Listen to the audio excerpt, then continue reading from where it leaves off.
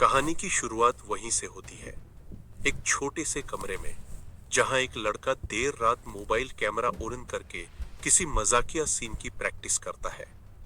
थका हुआ चेहरा, लेकिन आंखों में उम्मीद की चमक। उसी रात उसे एक नोटिफिकेशन मिला, एक ऐसा नोटिफिकेशन जिसने उसकी जिंदगी की दिशा बदल दी।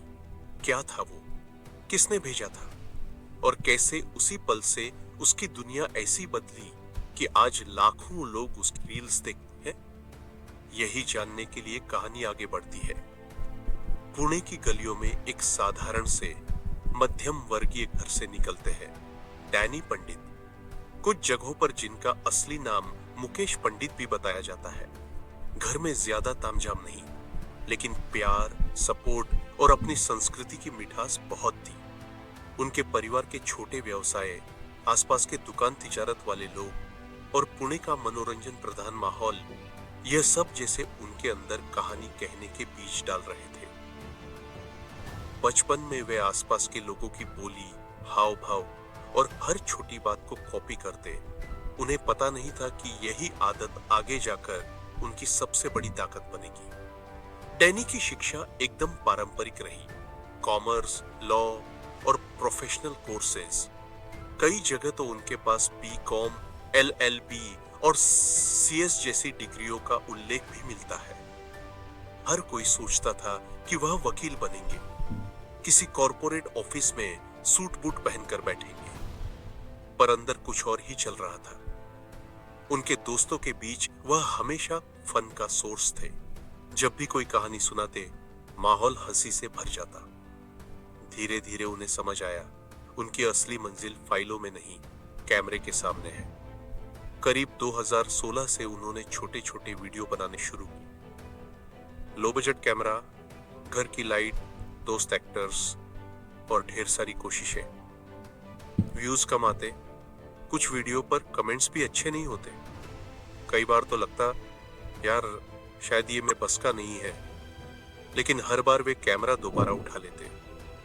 वे बार बार अलग फॉर्मेट आजमाते, मराठी हिंदी मिक्स, रोजमर्रा की comic situations, normal day with जैसी छोटी सीरीज।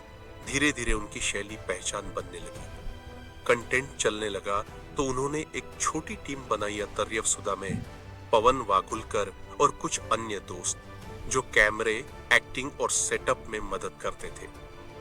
डैनी अब सिर्फ रील मेकर नहीं रह गए थे, वे थिएटर शो करने लगे। Normal day with Danny. इसी 2000 में डैनी पंडित ने एक नया शो शुरू किया, जिसमें वे अपने दोस्तों के साथ घूमते हुए, खाना खाते हुए, मस्ती करते हुए और कुछ अन्य मजेदार गतिविधियों में शामिल होते थे। डैनी पंडित ने अपने शो में कई तरह के कार्यक्रम किए, जैसे कि normal day with Danny, Danny pandits adventures, Danny pandits cooking show और डैनी पंडित्स ट्रैवल शो। अब उनका नाम लोकल से हटकर सोशल मीडिया पर दूर दूर तक फैलने लगा। उनमें ये खूबी थी कि वे ट्रेंड को बहुत जल्दी पकड़ लेते, फिर उसे अपने लोकल ह्यूमर में ढालकर नया ट्विस्ट देते। कुछ रील्स ने तो पूरे इंटरनेट का ध्यान खींच लिया। शादी वाले मजाक, dance challenge, relationship comedy, trending topics पर चटपटे स्केच।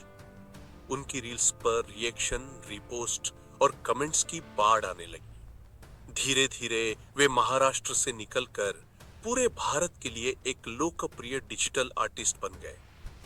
अब मीडिया इंटरव्यू, इंस्टाग्राम हाइलाइट्स और वायरल पोस्ट सब उनका हिस्सा थे।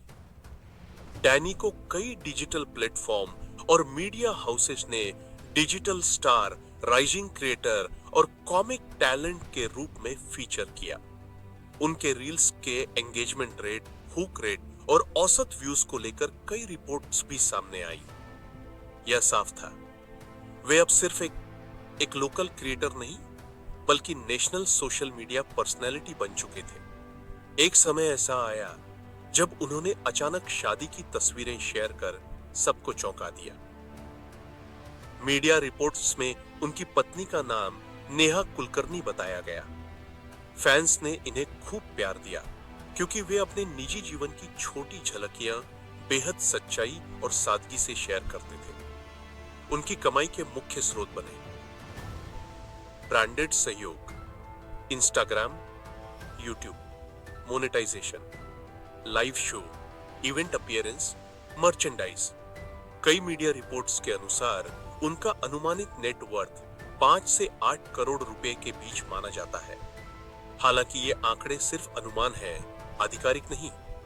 डैनी की सबसे तेज पहचान है हिंदी मराठी का चतुर मिश्रण, रोजमर्रा की सिचुएशन को कॉमिक ट्विस्ट देना, टाइमिंग, टीम वर्क। उनके कंटेंट में हम सब ये झेलते हैं वाला फील होता है, जो हर वर्ग के दर्शक को जोड़ता है। डिजिटल प्लेटफॉर्म हर दिन बदलता है, ट्रेंड्स भी, व्यूअर का मूड भी। डैनी को अपनी छाप बनाए रखने के लिए और अधिक original concept, show tour, music, लंबी वीडियो फॉर्मेट की ओर बढ़ना पड़ सकता है, लेकिन उनकी अब तक की यात्रा बताती है लगन, लोकल ह्यूमर और टीम वर्क से आगे बहुत लंबा रास्ता है।